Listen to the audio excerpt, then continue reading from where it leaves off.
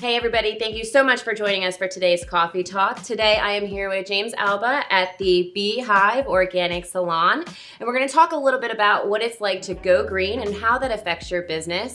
I want to go ahead and thank you, James, so much for having us today. Tanya, thank you so much for having me. I'm excited. So there's one way that I love to start off these coffee talks. If you guys ever watch, how do you take your coffee? So obviously I take my coffee organic, but black, just black. Try to cut down the sugar and be good about it, but as long as it's black and not being served in a police station under questioning, it's always good coffee. I love that response. How is coffee organic? Well, in the process and how it's actually made in terms of what chemicals and things they use when they grow it right from the beginning. So not as much, not really too many coffee growers in the United States, but you are seeing a lot of organic and eco practices outside. Interesting. So that brings me to my first question. I know that you do a great job of educating clients when they come in, as well as different people in the industry.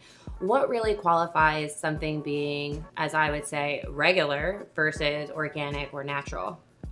Well, manufacturing process obviously has a lot to do with it. The color line that we use is 60% certified organic, which is, as far as we know right now, the most organic ingredients you can have in hair color and still make a professional hair color. But also in their practices day to day with their employees. So we'll talk a little more about sustainability, but it's not just about being green and being organic. It's sort of a little more encompassing than that. Interesting. So where would you say businesses can begin to go green? Like, where did that all begin for you? My wife and I are the owners of the business. It's sort of a family business. My father-in-law does the back office. My mother-in-law's filled in on a Saturday washing towels if needed. But we lived a pretty organic and eco lifestyle. We do have 3 small kids, so you have to give the kids a shout out. Yes, Dom, Sophie, Sienna.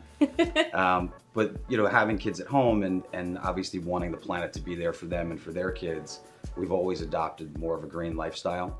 Okay. It's good. So we opened that way. We started green. It was sort of one of our founding principles. Nice, but why? So why green then?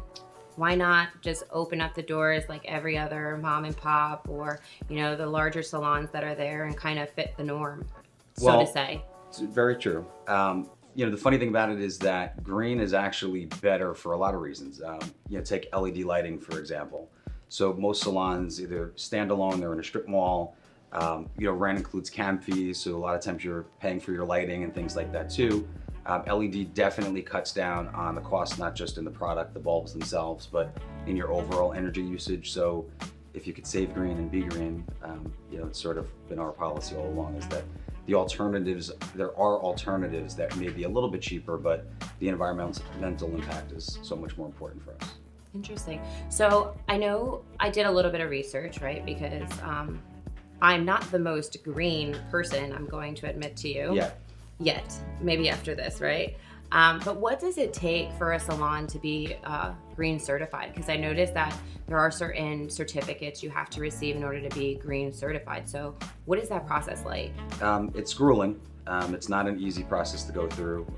They go through everything from, we don't manufacture, obviously, like a lot of salons don't manufacture. So the vendors that you work with would obviously have to be part of that qualifying process. Your cleaning products down to your day-to-day operations and what you're using, they all play a part in it. B Lab is one of the hardest ones. We're very friendly with B Corp, and we're trying to do that. That's on our agenda for this year.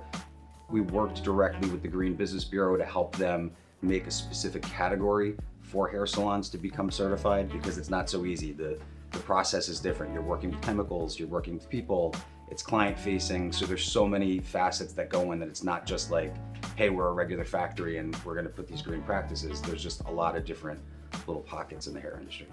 Is there any maintenance when it comes to that? Like, is there anything that you have to maintain or change internally to stay certified? You do have to requalify depending on what green certification. We're double certified, so I feel like every year we have to do something else or submit paperwork in to show that we're still continuing those practices.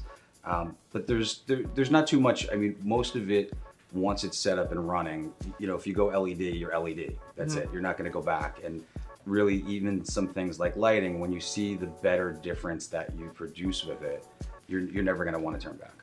I mean, I haven't changed the light bulb in 8 years, so just letting you know. Okay, so that means that in my home, I'm going to change all of my light bulbs because I can't reach them to begin with. So, you know, we're just gonna put that out there. That'll save me some ladder time. Definitely. So I know that I learned personally a lot of information just from that first section. I want to go ahead and thank you guys for watching, and make sure to tune in next time. Don't forget to go ahead and comment and like on the video. Make sure to subscribe as well and turn on those notifications so you guys can know what's coming up next. Also, make sure to go ahead and watch James Alba at B Hive Organic, and it's just a bee, guys. So make sure to go ahead and follow him on Instagram as well. We look forward to seeing you guys next time. Bye.